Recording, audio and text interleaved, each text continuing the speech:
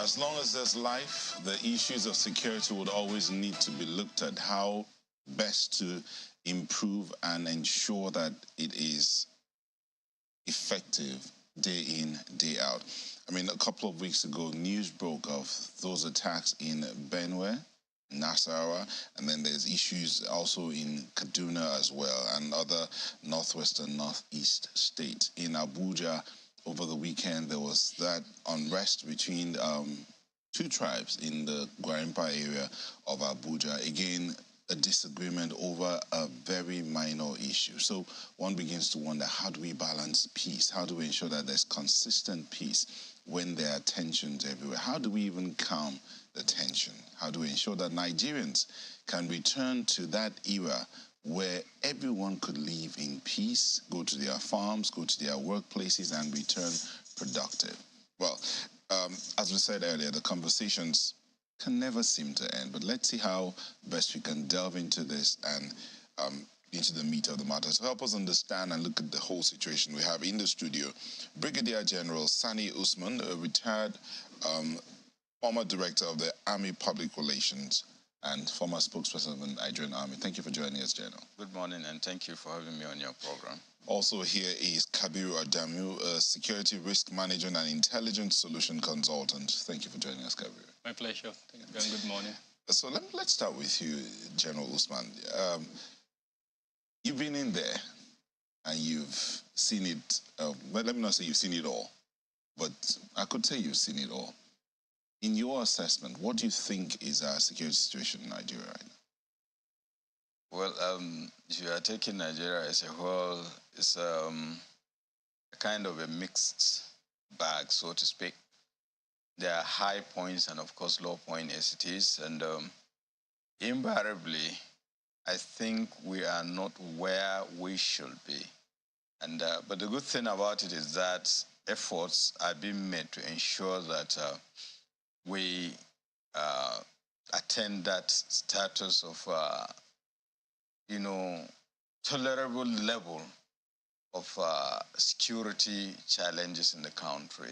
And why I'm saying this is because I have seen, the concerted efforts on the part of, the government and, of course, the security forces, and particularly the armed forces, not just in terms of equipment, but renewed vigor, taking, the fight against some of the criminal elements, particularly if you look at the Boko Haram, terrorists, and of course the bandits, with myriads of operations ongoing, and the success is recorded. But most importantly, of course, is the fact that the injection of new equipment and logistic support.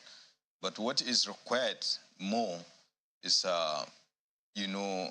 total, a whole state approach to security challenges. And if you look at some of even the state government, they are complaining of lack of cooperation on some of the parts, some of the components of Nigerian society. So unless we look at security for what it is, a collective responsibility, we still have to have, these challenges. But of course, again, there are other complementary issues associated with security challenges, the issue of governance in the Nigerian society. So by the time we improve on that, so it is not just question of the kinetic aspect, more boots on the ground and all the rest, but it has to go hand in gloves with other aspects, the issue of good governance, and of course giving Nigerians sense of belonging, so that the gap between the government and the governed is bridged, so that everybody will have that kind of sense of obligation and sense of civic responsibility to look at security for what it is. When you hear issues of kinetic approach to security issues, then there's the other part where everybody where the intelligence part, the part he mentioned, the issue of governance. Where I wanted to take it from was, what do you think? Would it be better if it's been on the exclusive list, security, for this length of time, and see where we are?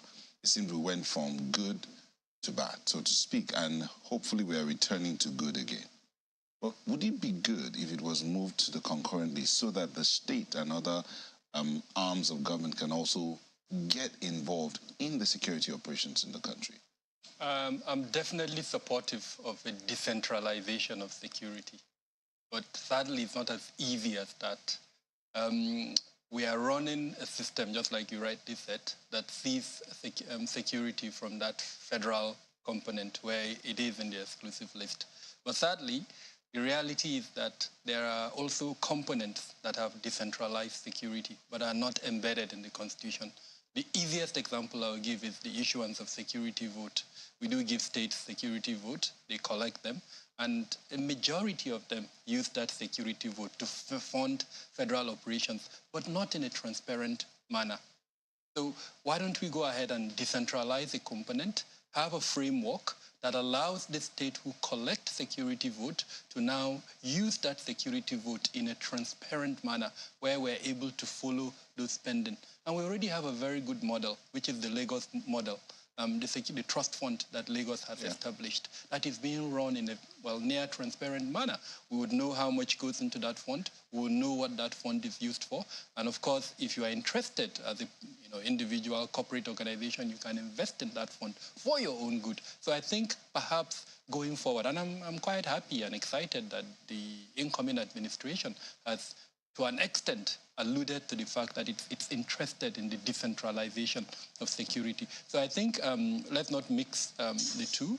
We can, several people talk about state policing. It's very different from a decentralization of security. The irony, and I use this word carefully, is that we've woken up to a situation where there is no state in this federation that does not have a state-level security arrangement. So we're already there, actually. The question is, how do we now embed what we already have into the structure that exists in the country?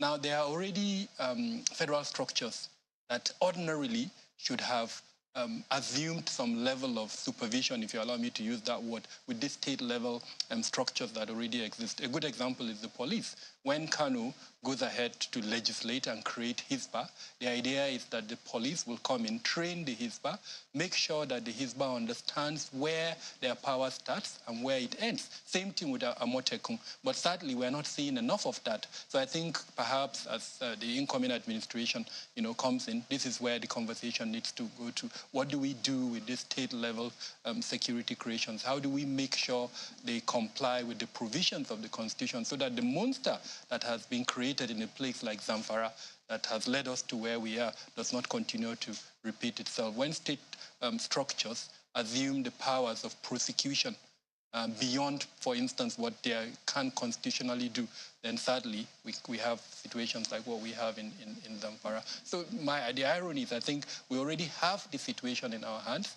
What we are not doing is making sure that what we have is working for us. I'm not an advocate of, people say we do not have enough boots on the ground. I don't think so.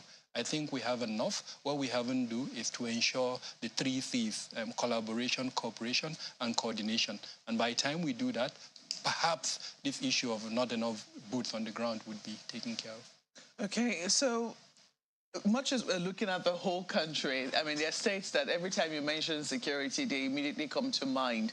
Kaduna State is one of them. And I think for a number of people, it's particularly befuddling because, a lot of our security, in fact, the Nigerian Army has a very big base in Kaduna. They have a lot of institutions right there in Kaduna. We've seen, how will I put it now? We've seen attacks even on trains going into Kaduna, etc. But one of the things I'd like to bring up, which stands out for me, is the fact that the Kaduna State government has a department or a ministry for internal affairs where they give a report. They account for how many lives were lost within a certain period.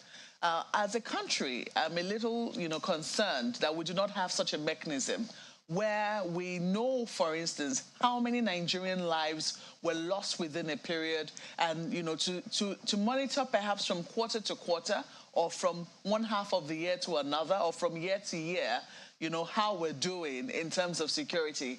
We tend to measure it by what we hear in the news and how frequently or how intensely these reports came into being. So I'm just wondering, from what you can see, is there anything that we're missing out in terms of placing a value on the life of an average Nigerian? What does it really mean to us? I agree with you totally. Not too long ago, I was fortunate to attend a lecture delivered by one of the most recognized military generals that we have, retired. And for some reasons, I wouldn't mention his name. And he identified this point you just made as a huge gap within the Nigerian security sector. And the good thing is I also identified that this element a couple of years ago. And I've come up with a consultancy that provides that data.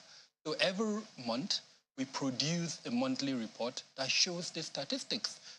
Because if we do not know the statistics in a verifiable manner, then a lot of what we'll be doing will be anecdotal.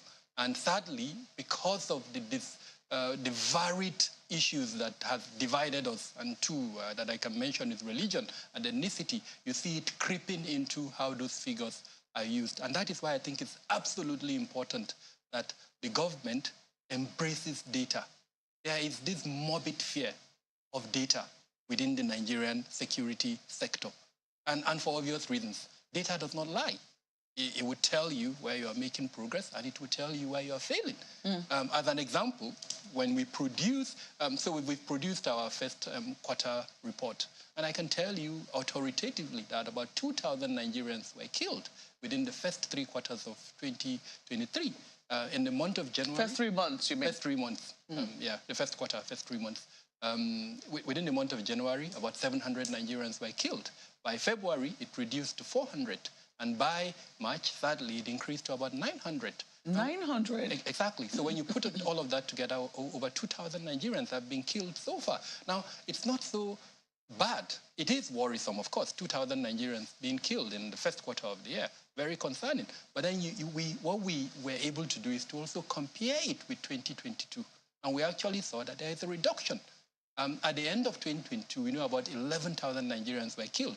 So if we go quarter by quarter, 3 quarters in a year, times 2,000, it means if we retain that, about 8,000, which, in my honest opinion, is a reduction. Is it good? It's not good. But what is even more important is you can now look at that data, analyze that data, understand where those deaths are happening, what is causing those deaths, and more importantly, what you can do to reduce those deaths. So data has a lot of advantages, and I would encourage strongly that the incoming administration embraces data. It would help it in the use of the inadequate resources that we consistently, talk about. Now, going to Kaduna, I must commend the El-Rufai administration for establishing this Ministry of Homeland Security.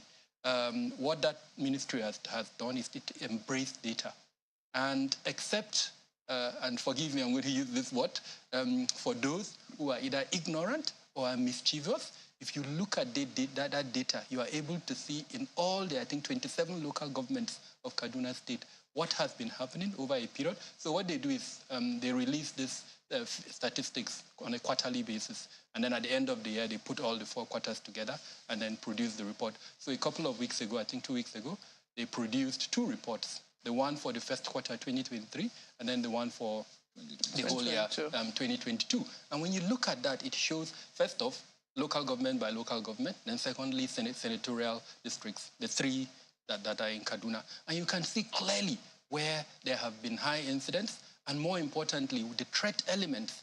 And I can tell you for free that the singular threat element that has produced the deaths in Kaduna are non-state armed groups. These non-state armed groups can be divided into ethnic militias. I'm going to have to pause you because I know you said quite a number of things, and I would like General Usman to intervene in this. I'm just a little curious because he said something about how our security architecture have a morbid fear of data. I do not want to imagine that, for instance, the Nigerian military will have a morbid fear of data. Is it that they use it privately but somehow are reluctant to talk about how they use this data when they come to the public? Well, I think for the military, even though I've left the military for quite some time, but I keep tab on what is going on, they do have data. And if you notice, every Thursday or every fortnightly on Thursdays, the Defense Media Operations comes out with this information, the data across, the 6 geopolitical zones, all the 36 states and the FCT, the security issues and what has been done over the period by the security forces. But I quite agree. It is not just enough for the military. Somewhere there should have been a clearinghouse, a kind of, where the 3 seats he has mentioned in terms of data, collection, analysis, and, usage is harmonized. It's for now, it is just Kaduna State and the military that is doing it. So what of the other components of the Nigerian society? Ministries, department, and agency, and the government, the tiers of the government as they are, and of course, the various state governments. So if you have that, on the basis of that, you can be able to, know what are those security challenges. And if we are taking Kaduna State as a reference point, beyond the senatorial districts, you can pinpoint particular local governments and the type of criminal activity that is going on. Sometimes it is not just kidnapping, but even there are other ancillary crimes. Take, for instance, rape and what have you. And the data has not even taken into account the casualties sustained by the military and security agencies. So somebody has to come up with a kind of clearinghouse that you compare.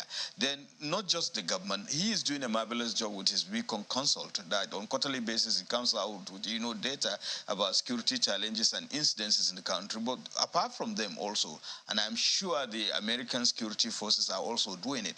So to what extent has government taken advantage of it to harmonize, and let's have the federal government or those state government and the local governments coming up with it, and invariably, apart from ensuring accountability and proper allocation of resources, it will ensure that some of the problems we can be able to pinpoint or kind of articulate solutions to them.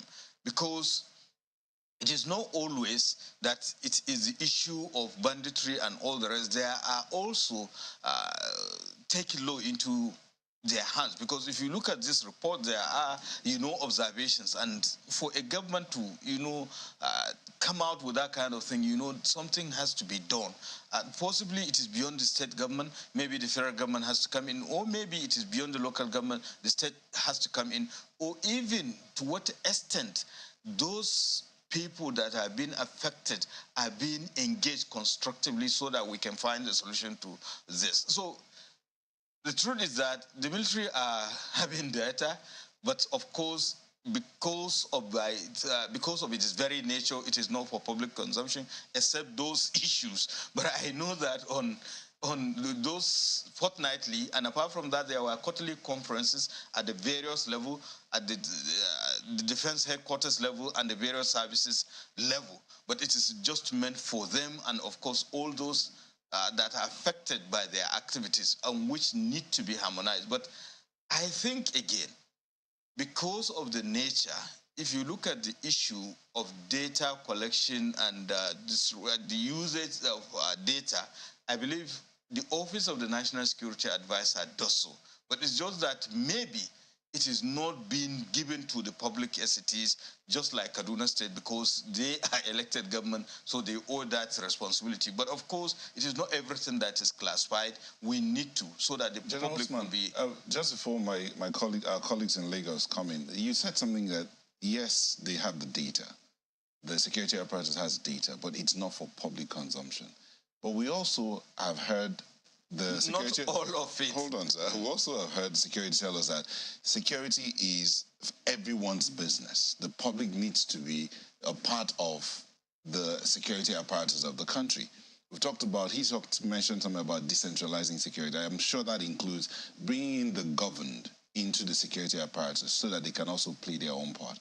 So and what has been so far is as though government says we are government. It's our role to protect you, but you don't need to know, you don't need to see the data, you don't need to hear what we are doing. Don't you think putting out those kind of information would even help the public to protect themselves and help government in ensuring security? You are quite right in respect of that. But what I'm trying to make you understand is that the fact that military is just one aspect of the government. True. And naturally they are subjected to, the political authorities, control.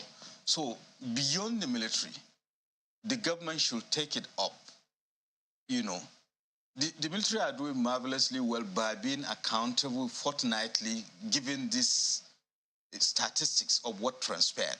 But beyond them, and it make it more believable, just like what we were discussing, that by the time you compare what they have, compare with what government has, an independent, consultant firm like Beacon Consult and the American one, you can be able to form, a better picture, and you can be able to even fashion our solutions. I quite agree with you. If we were talking about decentralization of security, I think this is even a kind of, those are the inconsistencies associated with the Nigerian constitution. Take, for instance, I think a particular section has said the primary responsibility of government is what?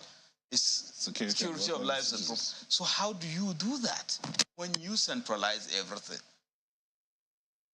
So you need to decentralize it and give everybody a sense of belonging, so that, because security challenges, if you want to, passion out solutions for them, it has to be intelligence driven. And it is not everything that equipment does that. In most instances, human intelligence is very, very critical. So how do you involve them if you do not decentralize some of these aspects? All right, let's our colleagues in Lagos have questions. So, Ayo. Nyota, let me begin with General Usman. It's the same question for you both, perhaps in different ways. Just a month ago, I think it's the governor of Bauchi State that talked about the fact that the military-civilian relationship cannot be overemphasized. And it's a talk that has been on for quite a while about having that conversation between the people that are being protected by security agencies and the security agencies, especially the military. We've also heard the COS, along with a number of other people in the military, top brass, saying there is a need for us to win hearts and minds. In order for the military particularly, to be able to do that well enough, it's a wonder whether or not, from what you know about Nigeria's military-civilian relationship, how that can help in ensuring security, because since December last year, since December 2022 until now, almost every month, if you do a simple Google search of military-civilian relationship, you will find the issue being raised over and over again. It puts a question as to whether or not we're achieving anything in that regard, doesn't it? I think substantial achievement, progress has been made in respect of civil-military relationship in the country, and taking into cognizance, let's even look at since 1999 to date. Before, there wasn't, concern about that. But I know for sure the military has made a concerted effort by establishing structures, because first and foremost, I know the Nigerian Army established a whole department at the Army headquarters called the Department of Civil Military Affairs, and all the services are having, and they also have it at the Defense Headquarters. But beyond that, also, they made effort to establish liaison offices at the National Assembly and the Federal Ministry of Foreign Affairs. But talking about real constructive engagement with the civilian populace, there are ongoing humanitarian activities at the various services level. And I could remember when Operation Crocodile Smile was launched, and there was this mischievous misinformation about, monkeypox and what have you, we realized that actually there is need to enhance civil-military relationship by having more humanitarian activities. And we don't, that time, usually every military exercise is usually accompanied with it. And in fact, I could remember in my thesis with NIPS, I made a recommendation that in fact the humanitarian activities should precede the military operations. But of course, there is issue of operational secrecy that you have to have a delicate balance in respect of that. And that is why you don't have it. But I can tell you there is improvement in terms of civil-military relationship because of the issue of oversight functions by, the concerned, arms of the government, and of course the liaison, and of course the humanitarian activities. I don't have the data now, but I know within the last 1 year, I think the military, the Nigerian army specifically, has constructed over or sunk more than 100. If you don't mind me butting in, my sincere apologies, General, for butting in. How significantly can that go without a cohesive and seen to be cohesive relationship between the military and other security agencies, particularly the police, who we know it is not a function of the military, because to police Nigerians, so to speak, because I mean back in the 70s, many would remember that if you saw the military at all, it's a misnomer. In the Second Republic, you hardly saw military people, soldiers or military officials on the streets like we're doing now. But so the question then, is how can we achieve what you are saying significantly unless there is that cohesiveness of security agencies working together? There's a big question mark around that, don't you think? Yeah, I was going to that when you interjected. What I want you to understand is that bulk of the security challenges are being tackled through joint internal security operation. Joint in the sense that it is not just the armed forces of Nigeria, but which involves other, components of Nigerian security architecture. In most instances, you see joint operations involving the police, the Department of State Services, the Nigerian Civil Security and Civil Defense Corps, and so on. So basically, it is there. And beyond even the operational level, there are also training programs, seminars, and courses at the Armed Forces Command and Staff College, and as well as the National Defense College and other training institutions, particularly the Nigerian Army Resource Center.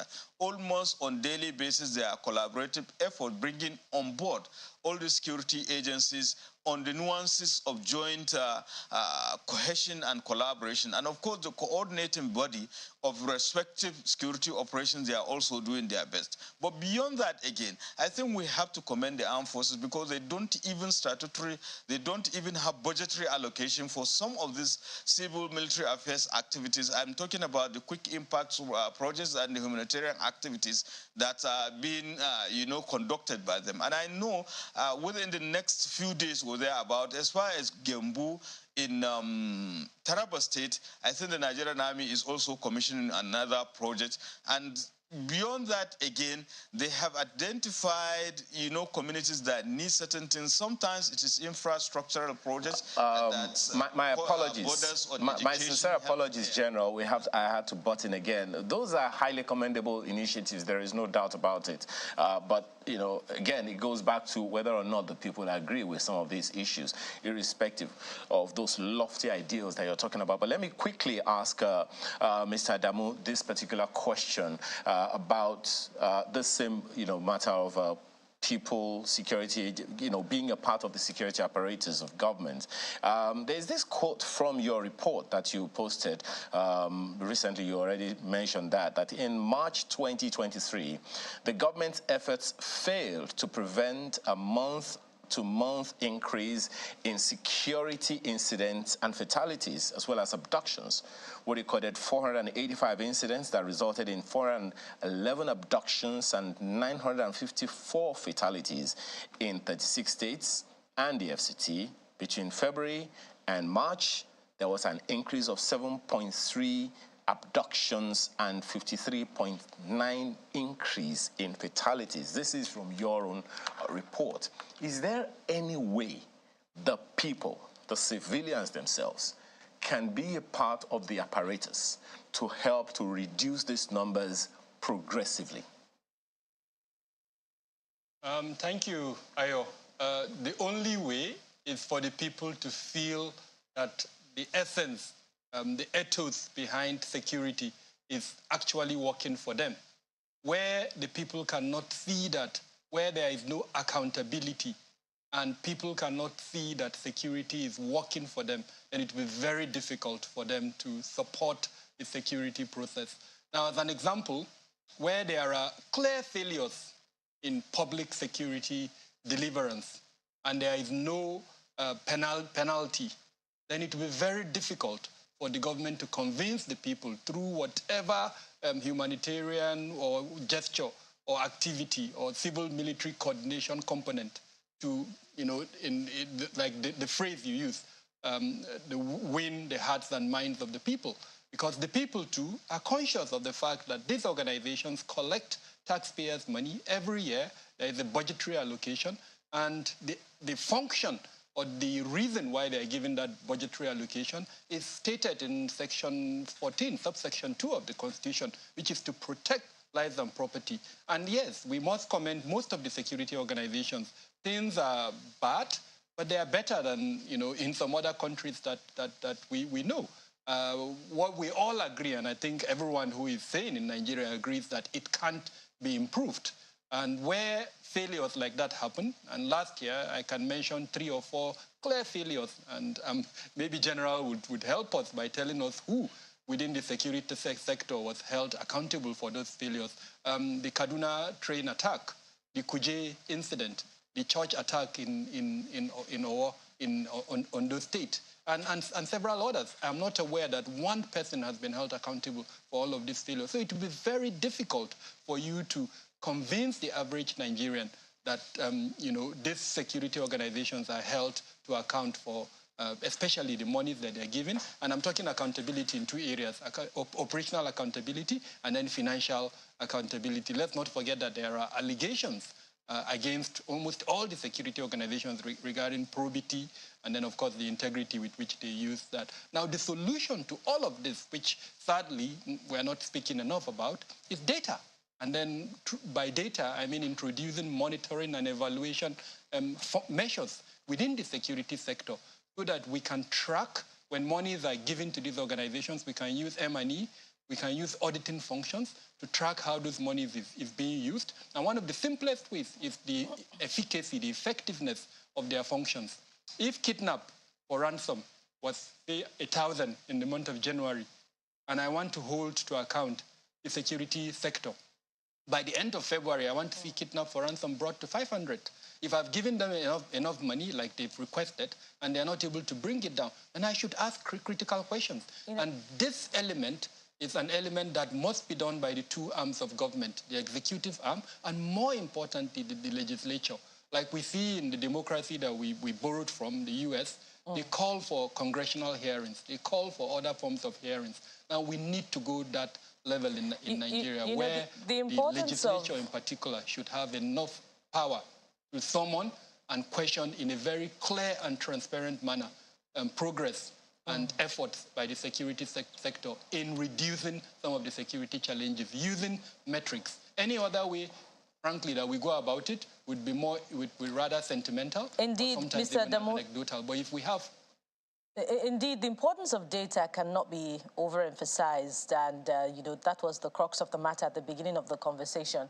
But just listening to you and the General, I'm just wondering if we've become comfortable, with the numbers and less alarmed, that we're talking about human beings here.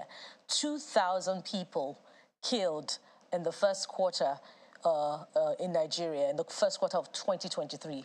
And you can also immediately tie that to what you're hearing from the people in these communities, whether it be Southern Kaduna or in Benue. The people say that government knows what it should do about these killings, but it does not do it.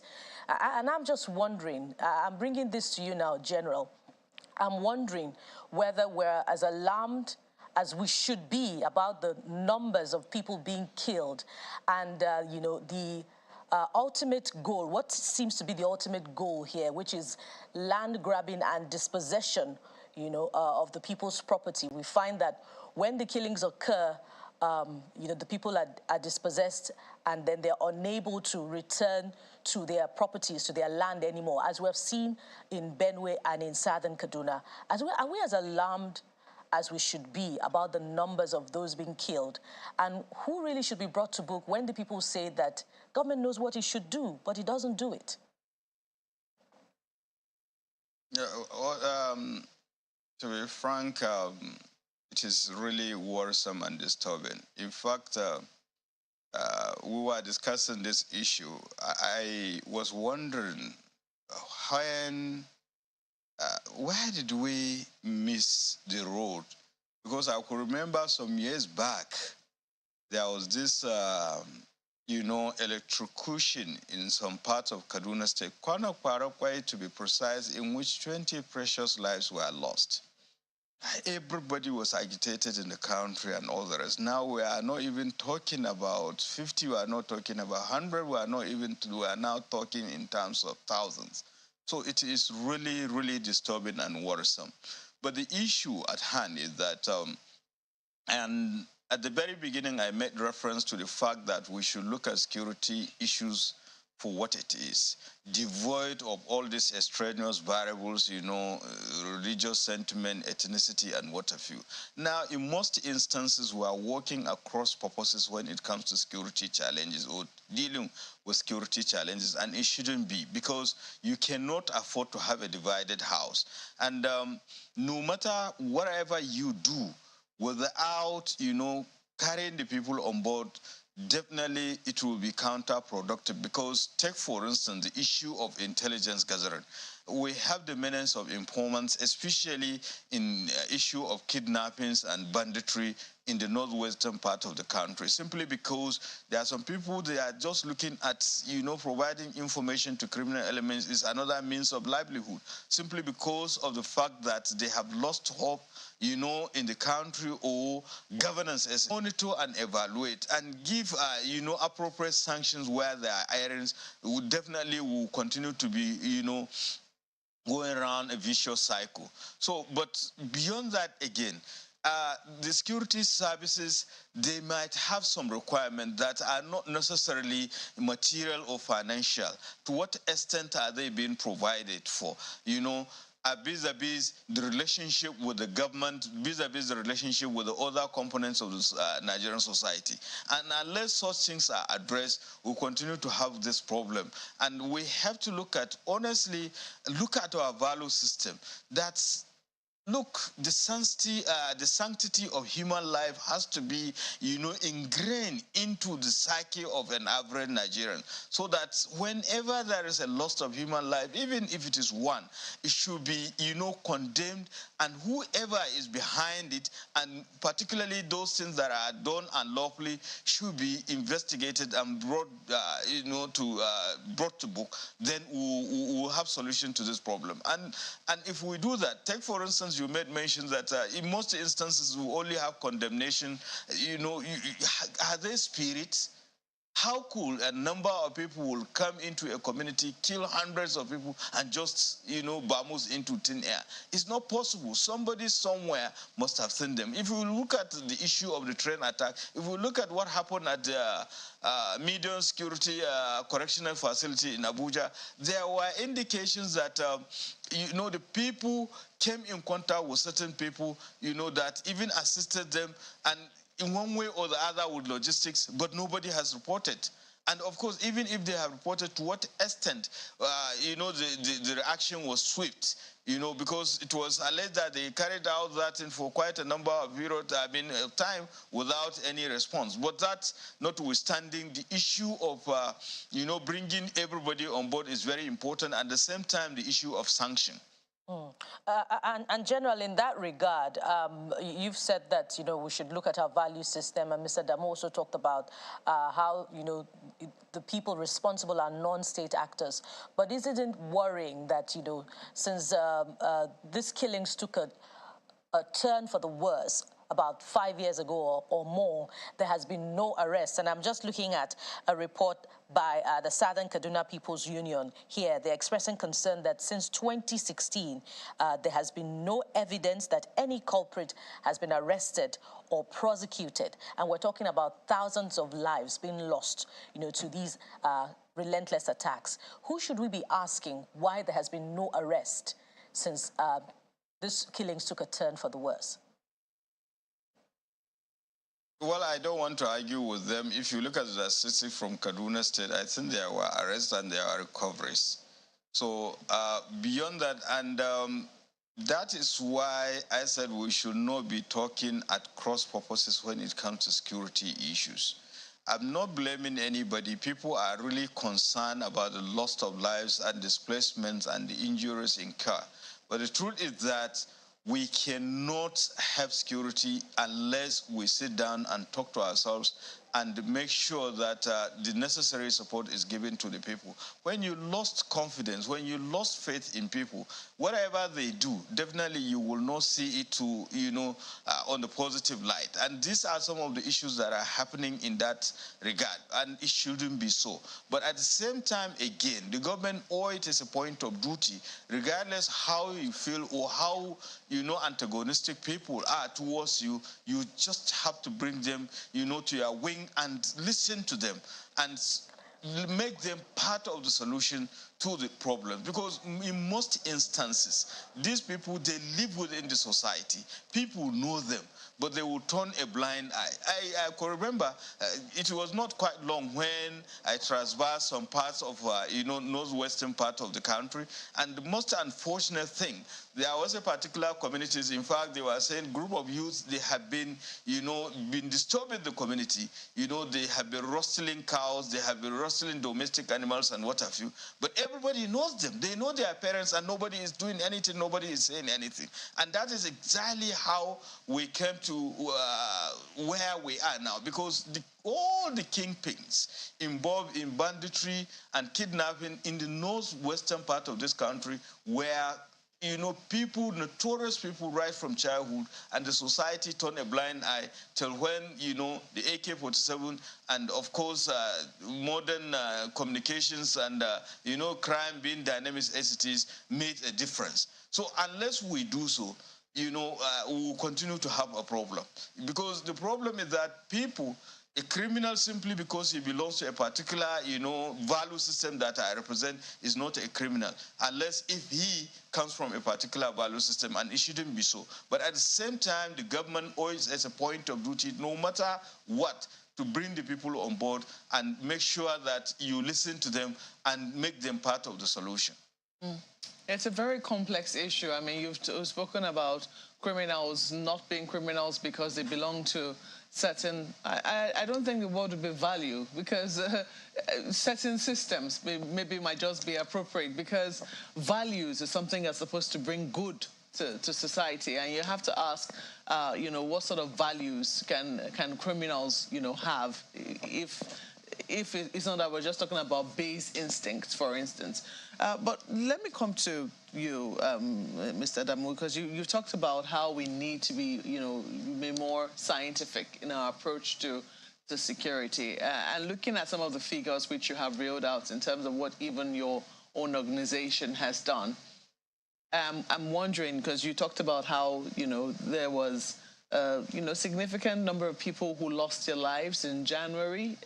There was a dip in February, and then an uptick again in March. Were you able to see any reason for that dip we saw in February? Definitely. But please permit me, let me just say a statement regarding the last question by your colleague from Lagos.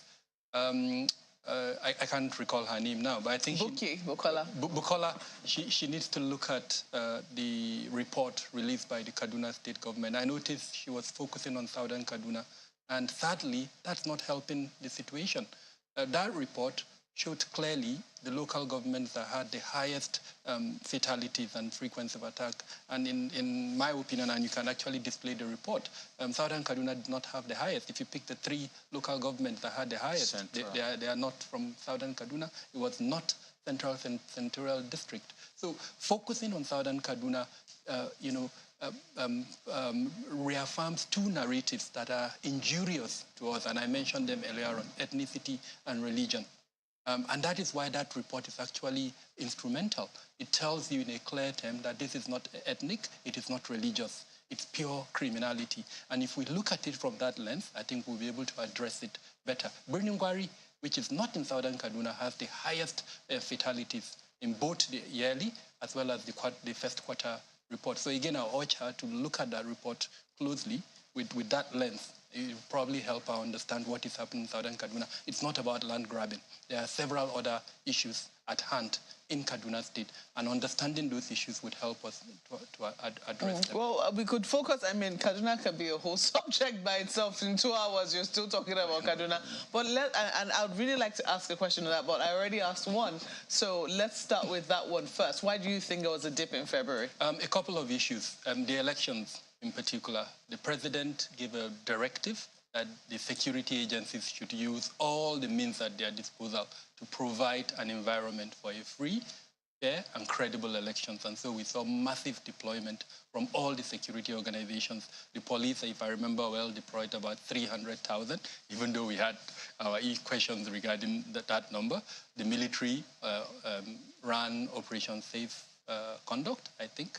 Yeah. And then all the other security organizations, almost about 19 of them, deployed at different levels. Just to make the elections possible. Exactly. Provide the environment for a free and credible election. Yeah, they were concerned about over-securitization of the elections, but it did its purpose. It provided the environment. The elections were held. And thirdly, that's factor number one. Second factor was the monetary policy that was introduced on the 31st of January. It reduced the number of cash in circulation. So crime that was cash dependent also dipped. A good example is kidnap for ransom. It dipped as a result of that. And then there are several other factors which are still being investigated. There is the suggestion that perhaps there is a political element to the activities of the non-state armed groups, and that during the elections, that political element swayed actively, and so it reduced their ability to do certain other things. And now that the elections are over, two things happened. There was a redeployment back to base from, of course, the locations where they were all deployed. So it opened up the environment for these non-state actors to operate more freely than what they did earlier on. And then, of course, the cash policy. If you recall, I think on the 3rd of March, if I remember well, the court ruled, and then they allowed now more cash in circulation. So some of those crime elements that we were came back. So all of some of these factors. Now, if you talk to the people, in Beacon Consulting, we have an atmospheric department. What we do is we listen to the chatter by people. Now, in those affected communities, they think it's actually the monetary policy. But we, from our expert view, I think it's a combination of all of these factors. We're out of time, but in rounding up, in 10 seconds each, the spike in crime around the first quarter, the communities, the locals, in the way all of them came together, doing one thing or the other, and self-protective initiatives, so to speak, and I think your report mentioned that as well. What do we do? What should be done to ensure that criminality goes down as much as possible in terms of governance and all that? So in 10 seconds, let's start with you, General. Well, I think doing the right thing. And doing the right thing involves government.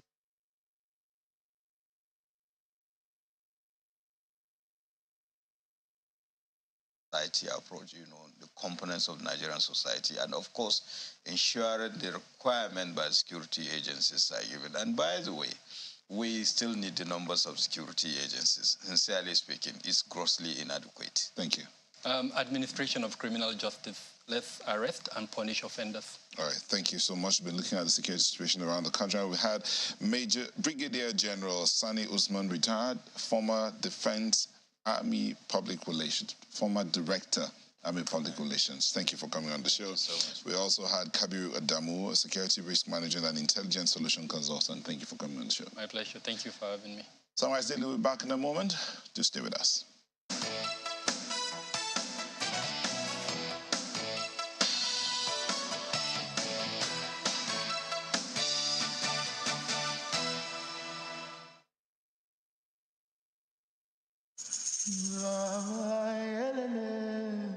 All the wealth and opportunities in the world today are created by two sets of people, the entrepreneurs and the intrapreneurs. An entrepreneur has an idea, creates a product or service, and builds an organization to support the effort of selling and protecting it. An entrepreneur creates new and innovative products within an established business. The Platform Nigeria invites you to its Business Summit for Entrepreneurs and Intrapreneurs on the 1st of May at the Covenant Place, Igomu, Lagos. Time, 9 a.m. Admission is free and no registration is required. Let's create opportunities and build wealth. The Platform Nigeria is powered by the Covenant Nation.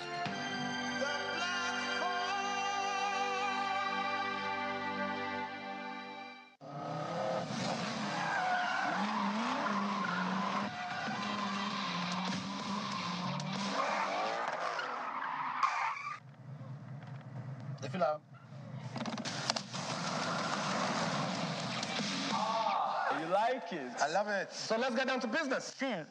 You mean transfer to? What is this? That's a personal account. That is still me. I mean, I want to transfer all these millions into your personal account. I mean, I supply the movers and shakers of society. I do things properly.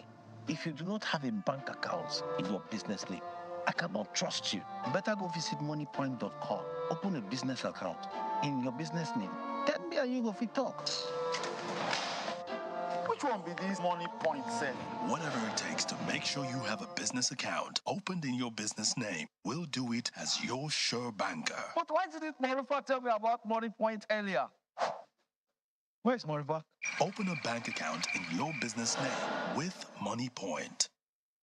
The President, Trade Union Congress of Nigeria, Comrade Festus Osifo, on behalf of the National Executive Council and the entire working people in Nigeria, welcomes invited guests to the maiden edition of the annual Nigerian Workers' Dinner and Award Night. Theme, Celebrating the Wealth Creators. Venue, International Conference Center, Abuja. Date, Saturday, April 29th, 2023. An event to celebrate outstanding Nigerian workers and employers of labor in public and private sectors as part of the 2023 TUC Pre-May Day celebration activities. Keynote speaker, Dr. Habiba Muda Lawal, former Permanent Secretary, SGF Office. Chairman of the occasion, Comrade Adams Aliyu Oshomole, former President, Nigeria Labour Congress and former Governor, Edo State. Red carpet starts 6 p.m. and dinner 7 p.m. Come and let's celebrate Nigerian workers who toil day and night to create our national wealth. Comrade Nuhu Toro, Secretary General, TUC, signed. All the wealth and opportunities in the world today are created by two sets of people, the entrepreneurs and the intrapreneurs. An entrepreneur has an idea, creates a product or service, and builds an organization to support the effort of selling and protecting it. An intrapreneur creates new and innovative products within an established business. The Platform Nigeria invites you to its Business Summit for Entrepreneurs and Intrapreneurs on the 1st of May at the Covenant Place, Igomu, Lagos. Time, 9 a.m. Admission is free and no registration is required. Let's create opportunities and build wealth. The Platform Nigeria is powered by the Covenant Nation.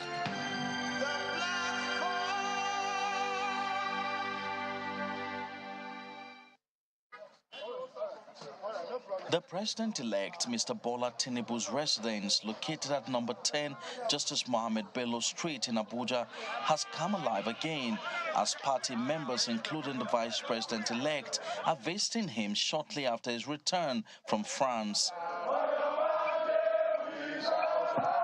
Inside the premises of the House, Mr. Tinubu addresses his supporters, stating how happy he is to be back home. For us, let me take some rest for tonight. And after a long flight, eat some amala.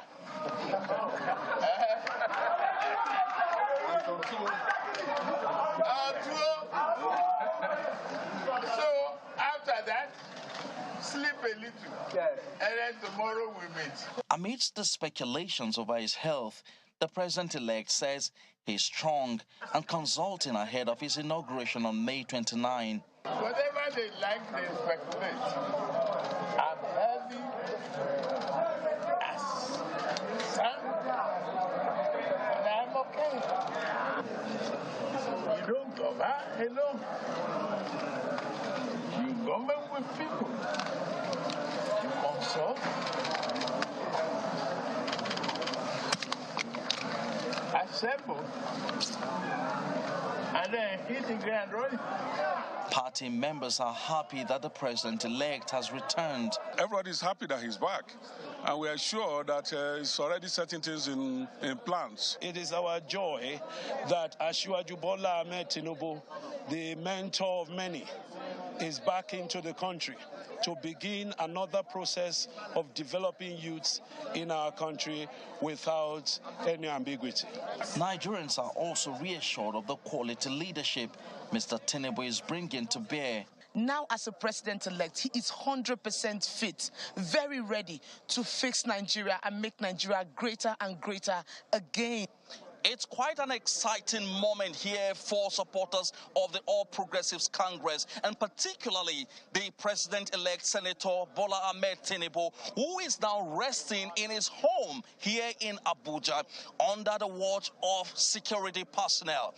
Now, he has said that he is ready, hale and hearty, waiting for May 29, when he will be sworn in as Nigeria's democratically elected president.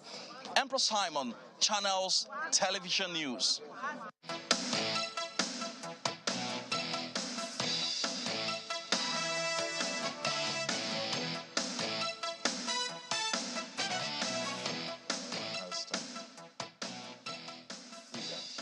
We're coming to you. Don't worry. Thank you for staying with us and welcome back to the show. So yesterday, the Abuja airport was... especially the presidential wing. Especially the presidential wing. And I understand there was a little bit of an accident. Some people fell, and it was really a mad, how do you call it, a madhouse. Everybody seeking to, or supporters of the president-elect there to receive him, and then everybody wanting to touch or greet him, especially, you know. But be that as it may... The security operatives certainly had a Herculean task. It was... Our correspondent who was there talks about the fact that it was really a tough job controlling the crowd that came in there to receive him. But he is back in the country, the president-elect, and although he says he's hale and hearty, there are those who believe that his trip abroad was mainly for medical treatment, and circulating on social media is alleged evidence of medical intervention in the president-elect's health. But he is back. He's declared that he's hale and hearty, and he's ready for the task ahead, the task of moving Nigeria to the new place. As he said in his campaign slogan, renewed hope. Nigerians should have renewed hope in the fact that the country is going to be better in every way. The question then is, what should Nigerians really expect from the president-elect when he gets into office? Political calculations ahead of inauguration, cabinet formation, and the National Assembly leadership. But if you heard him when he spoke, said, I am back and ready for the task ahead. Well, a member of the All Progressives Congress is in our studio today. Alwan Hassan is here to help us understand exactly, I am hale and hearty, what it means. So, welcome, Alwan. Thank you so much, Nyota. You almost mixed that name. This is my first time having you here. He was doing a mix of our names. Mauti. Okay, Alwan, so yesterday, were you at the airport? I was actually coming in from Kanu. Okay. Yes. All right, but you heard the president-elect talk about his health, and he's hale and hearty and ready for the task ahead. If I ask you, what do you think? Of course, you say yes, he's correct. So let's move it the other way. What should Nigerians expect now that the president-elect is? Well, how would you now? Because you know the truth that he's held. I know the truth. I'm not a doctor. That he's held and healthy, and the person you saw yesterday is held and healthy. He doesn't even have to say it. So that's why you're saying you don't have to ask me, because this is what I will say.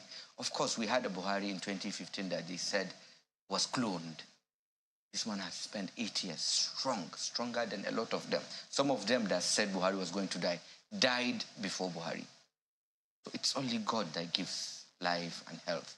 And let's be praying for our leaders so as not to have a common confusion in the ranks, you know. So he's back. He's back. Indeed, everyone will be hoping that their leaders would stay healthy so that they can deliver governance to the people. Well, our last guest, we're discussing security, and one of the things that Brigadier General Usman talked about was the fact that governance has added to the insecurity situation in the country. So now, in expectations of Nigerians of the incoming administration, what do you think? What kind of governance should Nigerians be expecting? I really needed to have seen him here and ask him what does he mean by governance has added to the insecurity first. Because, of course, what this government met on ground as an insecurity issue has been really dealt with. It was just Boko Haram. And today in Abuja, you can drive everywhere and even pass Villa. We knew the times that you couldn't even pass in front of force headquarters when we came in. So it depends on what one. You're talking about Abuja. What about the other parts of the country? Abuja, Kaduna, people travel every day these days, you know? So you see, these are not things we met on ground. What we met was Boko Haram, and we fought Boko Haram. Let me tell you, Neota, the whole thing is, what should Nigerians be expecting? The whole thing is, our security architecture was not designed to fight such a war.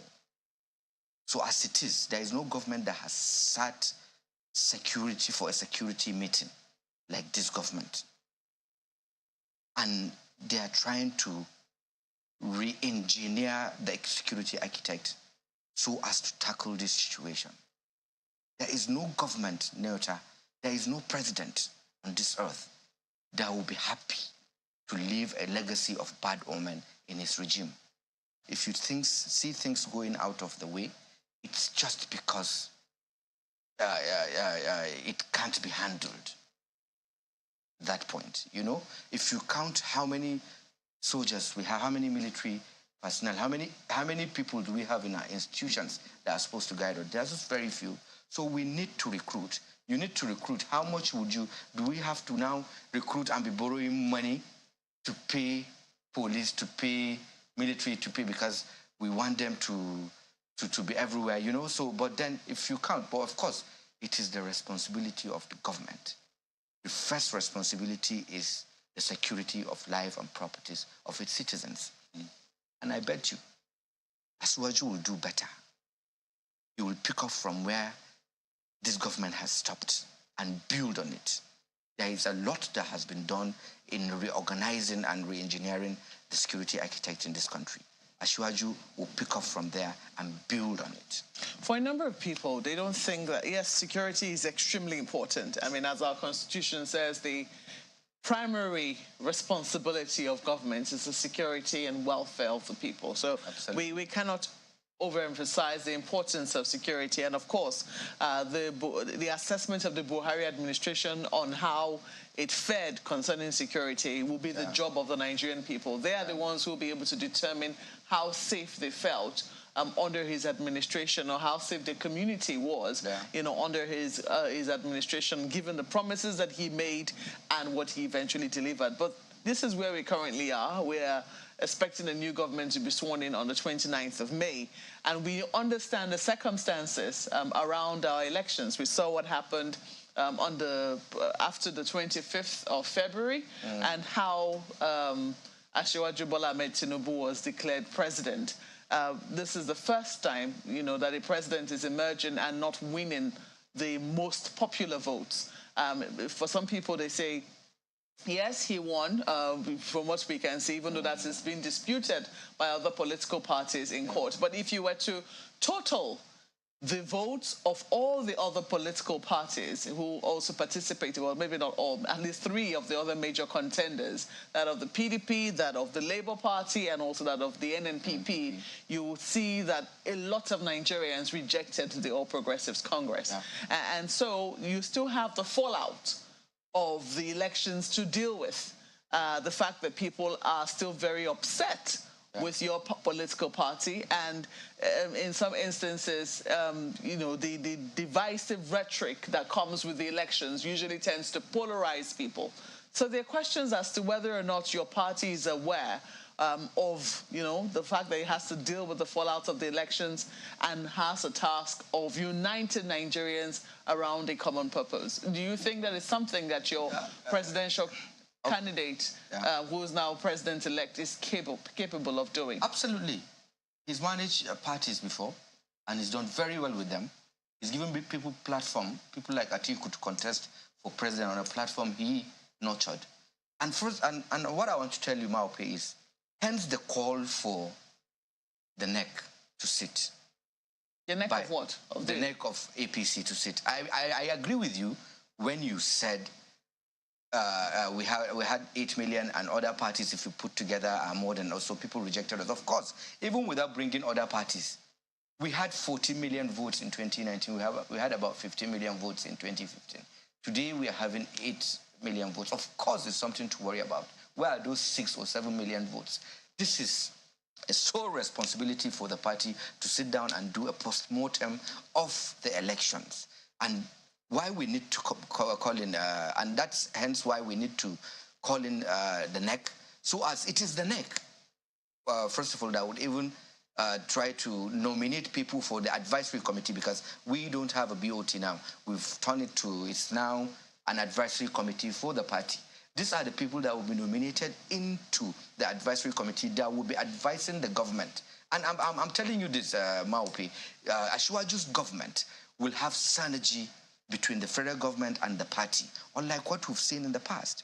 President Muhammadu Buhari is not a politician, you know, and we've seen the party doing its ways and the government taking its ways too. A lot of things had happened where the presidency said he doesn't want to involve himself in political parties and political party affairs. So, but it's going to be different this time around. You have the president that is a politician. You have his vice that is also a politician. These two people cannot just stay back and watch the party doing what it likes doing, you know? So there is going to be a lot to be done. The internal party reforms, you know? And so you think that this has to start from within the All Progressives Congress? A lot of people are going to say, how is the business of the APC our business? I mean, what we're asking for... Who are those people? We did not elect the APC. But when you want to ask me questions, Maupe, when you want to ask me questions, you ask me questions based on our manifesto. So why would they now remove the party from the government? Whatever it is you want to ask me, or things we've done, or things that have been put in the manifesto. The question you ask me is, this is what you say in your manifesto, and the same people that would say they are not asking party, they are asking the government. When they see things, policies... Just a quick one, since you want to take it from that angle.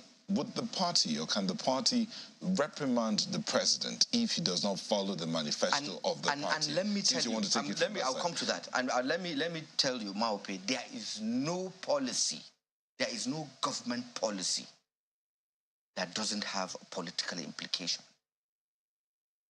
Hence, you must work with your party. Okay.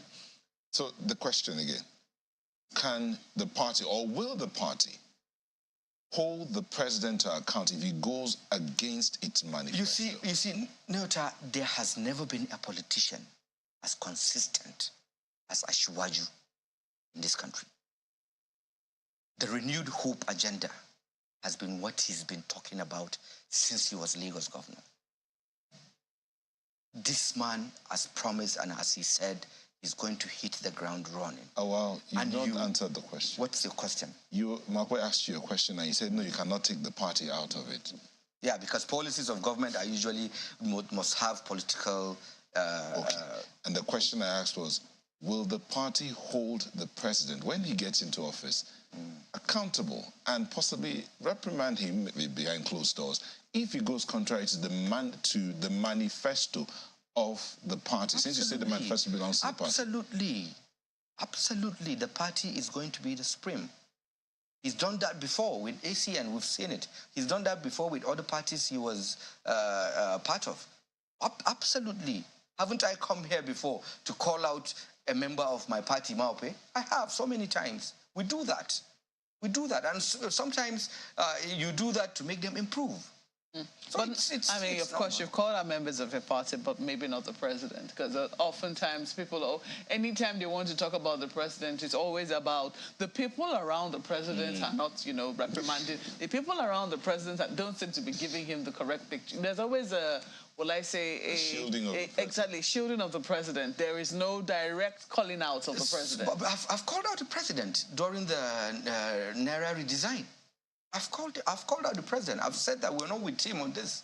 We've defended him so much that we can defend this because this has a negative impact on the masses. I've said it. Well, I was just going to say that, you know, for a number of people, they believe that, excuse me, the political party is a vehicle. And that when it's a vehicle that takes you to a certain destination, and the point you are at your destination, you now have to worry about the larger populace. It's no longer just about your party. And that, you know, the task at hand is bigger than just the APC and its internal shenanigans. They believe that this is time for instance, now we see what is happening in the National Assembly. There's jostling for the top seats in the National Assembly. I know that, yes, your party would want to have a say. It's not clear where it is going. And people are saying that, is it also possible that, you know, as a result of its indecision, it's not being able to take a stance early, could it also happen that what, you know, happened to it in 2015 could happen again? You know, these are things that will happen regardless of whatever it is that your party does. Maupi, how could you tell me a party that had governors that came out to speak against a northern nomination to inherit President Muhammadu Buhari because they wanted a southerner, that same party will not be looking at the National Assembly's leadership? This cannot happen. It can't happen. Of course, the number 3 person would have to go to the south and would have to be a Christian. We found ourselves in a situation whereby religion and tribe play a very big role in our politics, in even governance. Having a Muslim ticket gave us a lot of headache. Now we have won for balance, equity, and capacity. I want that word capacity. He has to be competent. The Senate President has to go to the south. South, and southeast, not even southwest. Anybody coming in as Senate President should be that person from the southeast or south. That is the only way we will strike a balance. And that is what my party will do. And you see it. Southeast and South are not one region. They're 2 different regions. It has not been able to decide. But you have just 3 senators from there. Clearly. The 2 regions. 2 from Southeast and 1 from the South. That's not correct. Senator Akpabio, yes, is from the South. Adams Oshomole is also from the South. He's a first-time senator, so he can't be Senate President. Is from the South. Dixon? Yes. Is from the South. Okay, yes. So you have 2. They're more than that. Yeah, but Dixon is an opposition. He can't be Senate President. Okay, unless there is rumble. I'm talking about my party. Comrade Adams Oshomole is a first-timer. And what about this part where the opposition parties are looking to come together for that office? Because if you put them together, they outnumber your party in the Senate. So, but they know, but you can't put, they never came together alone and voted a speaker or a Senate President. They never did? Yes. You must have the ruling party. Whether more numbers or lesser numbers, you must have the ruling party. Let me tell you, the stakeholders in this, you see, the National Assembly, the party has to have a say. The majority party has to have a say in it. There is no way you can leave the National Assembly. Well, of course, there are 3 groups that influence the election of the leadership of the National Assembly. One is the governors, whether you like it or not. The governors have so much influence in who becomes who in the National Assembly. Secondly, you have an old-timer groups. For example, Honorable Abdul Mumin Jibrin. Such people have so much influence in who becomes the Speaker of the National Assembly. A lot of them are not even in the National Assembly, but even in the outside, you have to consult with them because they have influence in there. Then you now come to the members elect in the National Assembly. So you have these 3 groups, and we will strike a balance. And let me tell you, there is nobody that will not want to align with what his party says and its government. So you're implying that the APC is already working out, negotiating with the opposition and all of that? Of course we're not sleeping. We're reaching out to Governor Wike. We're reaching out to opposition parties. We're reaching out to even our own party members, you know, because why would you choose to mention Governor Wike? Is he the only governor that you're reaching out to? Yes, he's one of our heroes in the opposition. I like him. He's a very straightforward person. He delivered Rivers State for us, a state that our own sitting governor in 2015 could not deliver. Amechi couldn't deliver it as a governor in 2015. But Wike, as an opposition, delivered Rivers State for APC. Are you pushing out the former governor of Rivers State? I'm telling you the truth. It is the truth. I'm not pushing him out. Why would I push him out? I'm just telling you the truth. Wike did what Amechi couldn't do. You have heard that the circumstances under which he delivered in quote, you know, have been very controversial. I do not know if you... It's controversial in Kano. But we saw how people came out and rejected us. But it's controversial. It's controversial in Kaduna because we were the ruling party in Kaduna State, but we lost. It's controversial everywhere. Every election is controversial. Shouldn't it be straightforward? And you can't have it straightforward. Well, the introduction of all of the... I'll tell you now, Obi, by counting and by official announcement of INEC, he is third. But he's telling you that he's first. Atiku and Obi, two people are in court saying I came first. So it's always controversial. Okay, so, I mean, from what you've said, it does appear that there will be quite a bit of uniting to do within your party. But let me go to Lagos now, because I know my colleagues have questions for you as well. Thank you, Makwe, and it's interesting listening to the conversation from this side of the divide. I'm just wondering, because there are so many other interests that the party, your party, will have to manage, Mr. Hassan. Speaking of, you know, other ranking senators, quote and unquote, who are from other parts of the country, but who have a sense of entitlement to that position of Senate, you know, president, and also at the House of Representatives as well. How's your party managing their interests such that, you know, they can align should the party decide to eventually cede the leadership positions to the Southeast and, you know, to the other regions apart from the Northwest in the House of Representatives? Of course, there is a lot to give in the National Assembly, not just the Senate President or the Speaker. There is the Deputy Senate President. There are leadership positions on the floor. So the party is doing just that. It's talking with its members that are contesting. It's talking with its members that are not even contesting. It's giving them reason, you know. We're giving them reason why this should happen or that should happen. Even anybody, let me tell you, anybody contesting from the northern Nigeria, for example, contesting for the Senate from the northern Nigeria, is just because it's interest. But he knows that to do the right thing, you have to have the number 3 person coming from the south. And that south should be south or southeast. And it should be a Christian, so that we don't have an issue to now be grappling with from now to next year again, you know? Still on the conversation on the president's-elect's health, we saw him yesterday, you know, at you know, the reception given to him upon his arrival, that he was looking healthy, and he in fact walked from alighting from the aircraft to the reception to be received by party members. So we can only accept what he has said, you know, that he's hale and hearty. But looking at him more critically as against what happened in the last 8 years under President Muhammadu Buhari, where, you know, there was an issue of medical tourism over a period of time.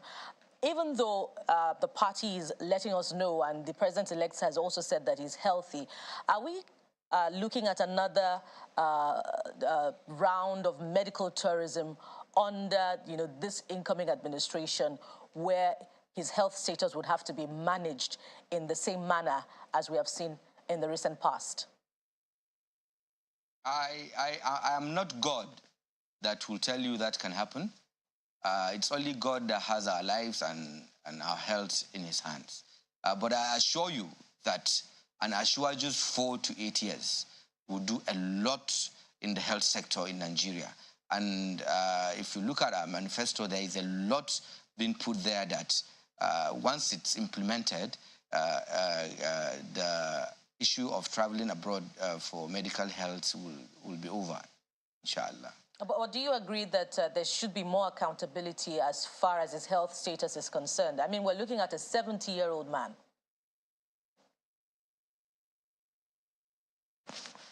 That we should be looking at his health. There should be more transparency where his health is concerned. What do you want? What did you ask any question about his health and no one answered you? The questions will follow. He has to take care of himself. The questions will follow in the coming days. Let me tell you, I'm in my 40s. I check myself once every 6 months. He is in 70s. This man has passed through rough waters, a lot of rough waters, from the days of Nadeko, from the days of the military. This was one person that has stood to fight the military regime. You know, there have been ups and downs, sleepless nights, and he's in his 70s. And if you have an uncle that is 70, ask him how he battles to take care of himself. That is just it. He's good, he's well. And one good thing my apologies about Asiwaju is he has that head okay. Well, go ahead. Which is the issue that my colleague is speaking to. Accountability, transparency about these issues, because we need to know. Nigerians need to know the state of the persons that are in charge of their lives. There's a long line of U.S. presidents who lived with disabilities while in office. President, I think it's Roosevelt, for instance, was already in the build-up to a paralysis before he became president, and he was elected in 1933. So there shouldn't be any issue about that. But I'm speaking to the issue that you raised and which you responded to with my colleague Bukola. Should we be looking forward to a situation where the Nigerian president doesn't travel abroad to take care of his health? Recently, the vice president commissioned, just a second, the vice president commissioned a private facility in Lagos and proudly sat for a relatively complex surgery within that same facility. Should we look forward to such a thing by Nigeria's president and leaders? Absolutely. This is what we're looking for, Ayo. Absolutely. We've had, because I could have reminded you, we've had the vice president, a sitting vice president, go to Lagos and had surgery in his leg. So it means things have improved. And Asiwaju will do better to that, to an extent that he doesn't need to go out if he wants to take care of himself. And saying, Ayo, do you want us to start announcing that our president is sick, he has headache, or he has catarrh? With that, you know? If you can proudly say, what is wrong with that, Mr. Hassan? Just a second. If we are proud enough to recruit him into office, and you have also identified and emphasized the fact that he is 70, everyone knows that, that is the situation. The same thing happened when President Obasanjo was in office. He recently disclosed that he's battled with diabetes for 35 years. He was in office as president of Nigeria 24 years ago for 8 straight years, and that information wasn't made known to people. So what is wrong with leaders disclosing their state of health so that people that they govern can empathize? Okay. Well, Ayo, of what good could that have been during Obasanjo's regime? Of what to just come out and say, pray for me, I have diabetes? Did it affect governance? It never affected anything. Nobody knew. He did his best. He tried his best and did very well. So, but then why would one now come out to say, because I'm president, even if it's not going to affect my work, that I should announce to Nigerians or to my people that I have this illness? I don't think it's important or it's necessary.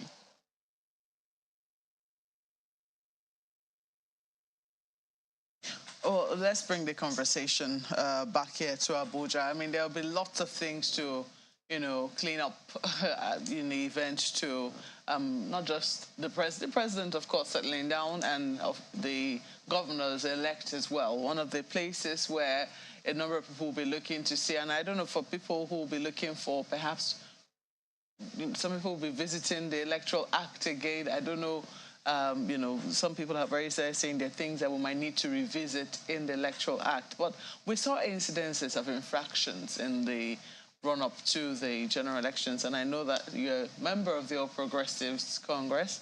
I do not know what you made of the situation which we saw in Adamawa, the controversy, whereby a resident electoral commissioner who is not imbued with the powers to do so announced a winner, so to speak. And then we also saw the governorship candidate of your party doing an acceptance speech and then eventually going to court to try and make that stay. Well, the right thing has now been done. The returning officer has done what he is supposed to do. A winner has been declared, rightfully so. The governor-elect is the current governor of the state. But some people think that your party ought not to be silent on what transpired in Adamawa, given just what had transpired in the state. What do you want us to say? What did you want us to say? Are you not embarrassed by the situation in Adamawa? There are worse situations in other parties. We've seen where 4 people impeached a governor. I don't even want to compare. Are we doing a comparison of what is worse? That's why I'm saying I'm not doing comparison, but what do you want us to say? We allowed the institutions to do their jobs, and they did very well. Okay. So what do you want us to say? If we had intervened, the same people would now have said it is us that did what? Awan, it would be good. It's good you allow the institutions. The IG of police withdrew the CP. The INEC chairman weighed in swiftly and made sure the right thing was done. What else? Awan Hassan, a member of the All Progressives Congress, it's good that you came in to share with us and clarify on some things. But it would have been good. It would have been good for your party to say, we condemn this act completely. It would have been good. Next time. All right, thank you so much for coming on to the show. Thank you. And just before we go, let's see what you have said to us via your tweets. Festus Akimboewa said, sadly, all the promises politicians made in their manifestos will not be kept, and they are not legally enforceable. So for us to enforce them, we must hold government to account and at all levels too. Olagunju says we cannot continue to accommodate incompetency and expect growth. It is the paradox of evolution from individual to tribal and then back to individual. We strive for a perception of freedom, yet ever dependent on tribal security. We need to address national security. A lot to think about there. And Law Alpha Cross says, one major subsisting national challenge which the incoming administration is expected to tackle headlong is the security of lives and property of Nigerians. That can be actualized by adequate deployment of both resources and personnel with requisite capacity and abilities. Kenneth says the satellite that Nigeria launched, what is it being used for? In this computer age, everything is computerized. Let the federal government install powerful cameras that can pick up whoever is hiding in the forests. It is shameful that bandits can attack villages and police stations without being seen before the attack. Nigeria should come up with a world standard in technology. With modern technology, some crimes can be avoided.